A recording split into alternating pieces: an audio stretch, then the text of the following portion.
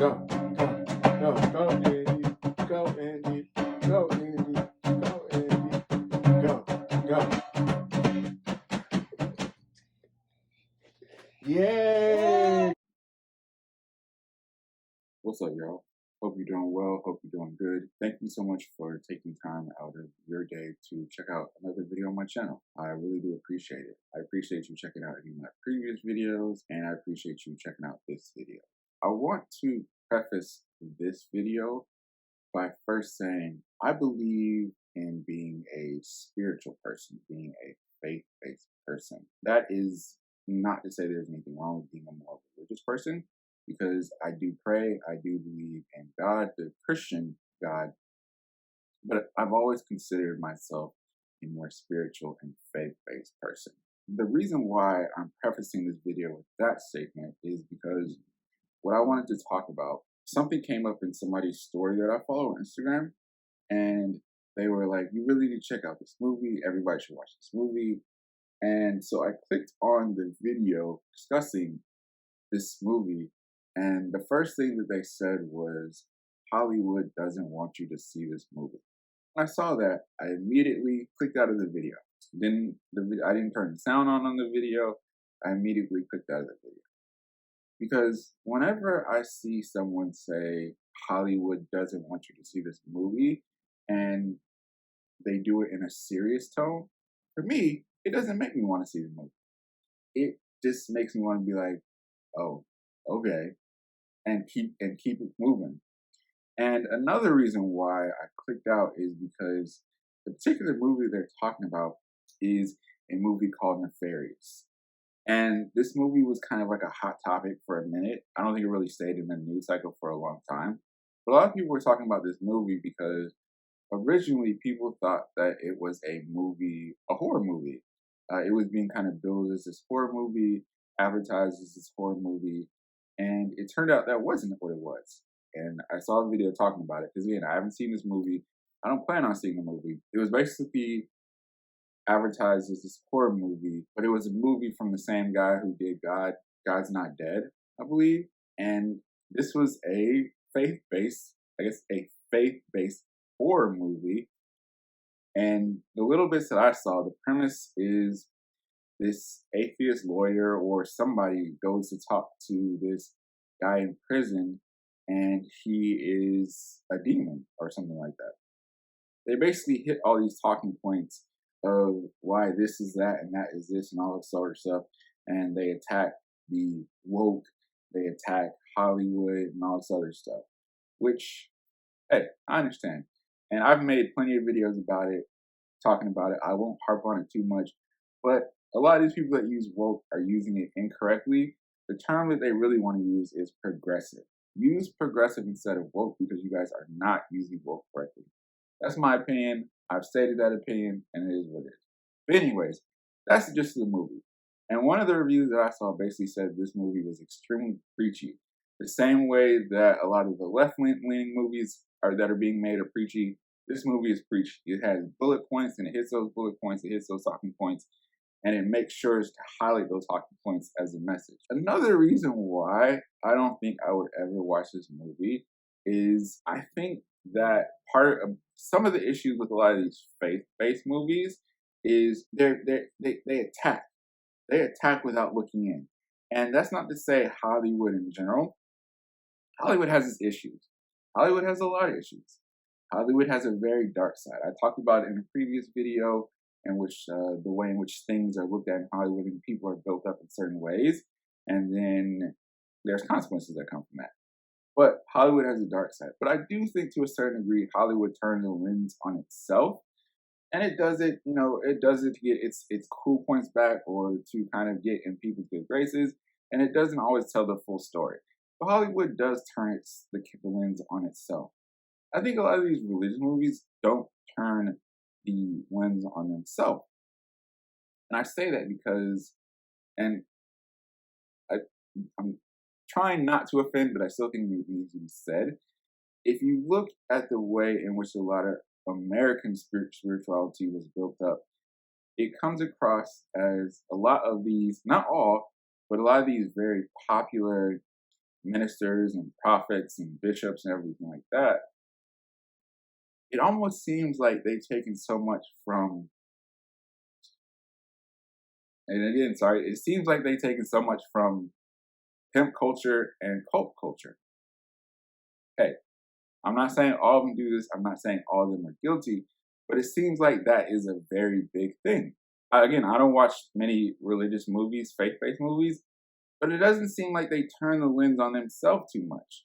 Because if they really wanted to, they could really look at, and they could, and even Hollywood doesn't. Sometimes it does, but it's really a lot after the fact. Hollywood doesn't often turn the lens on. And I guess that's one of those things where it's hard to do that because Christianity is such a big thing that it could be hard, but it just seems like there's so many of these really big, these really well-known preachers, pastors, bishops, prophets that come across as pimps and cult leaders.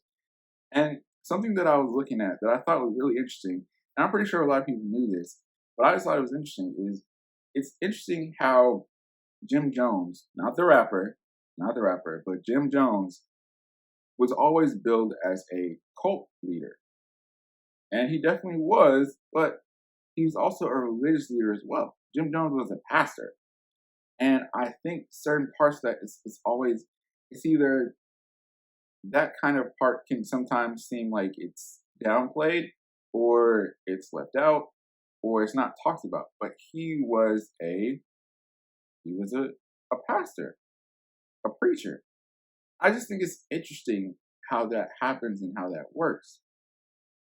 And you see so many different people. Like there was this guy that I was reading about recently, Father-divine, who believed that he was God himself. And I think to a certain degree, there's you always hear those conversations about people saying, you know, we are the gods, I am a god. And I don't think there's anything wrong with that. I think the issue becomes when people begin to profit off of that and people begin to use that in a way that benefits themselves versus helping other people. And I wasn't there, so I don't know the truth behind Father-divine, but just some of the stuff that I read was Father-divine sounded a bit more like a pimp and a hustler than anything else. And again, I could be wrong. That's just kind of what it comes across as. There were stories of womanizing, stories of him getting people's money and taking people's money. It's just interesting. And I would be interested. I would wonder kind of if someone would turn that lens on, or if someone in a faith-based movie would turn that lens kind of on themselves and talk about that. And I think that's also one of the things that turns a lot of people off from the church to a certain degree. And I know this is a heavy subject. This is a tough subject for a lot of people.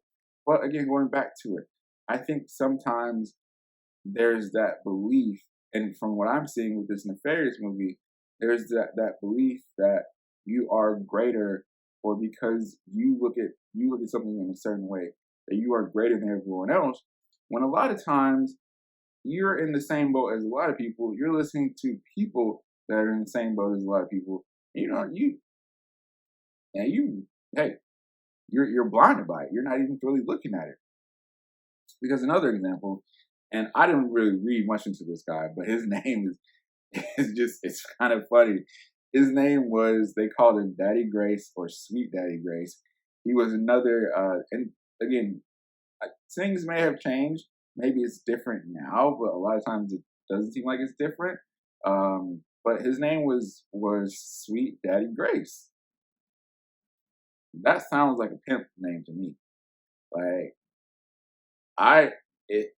Imagine if there was a pastor or a preacher, a big preacher that was going by the name Sweet Daddy Grace these days.